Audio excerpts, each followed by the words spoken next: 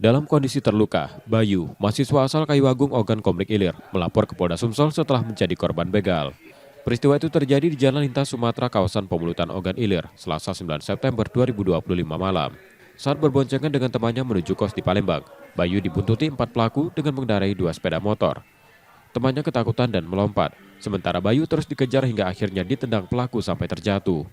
Sepeda motor dibawa kabur, sedangkan Bayu meminta pertolongan pengendara lain untuk dibawa ke fasilitas kesehatan terdekat.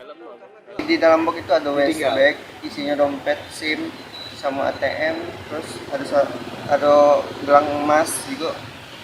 Pelaku begal atau apa? Pelaku begal 2 motor kalau tidak salah. Yang satu pakai Kailek, yang satu pakai Matic, yang pakai Matic. Laporan korban sudah diterima di Polda Sumsel dan kasusnya tengah ditindaklanjuti. Rizky Oktora, Muklas Diferensial, Kompas TV, Palembang, Sumatera Selatan.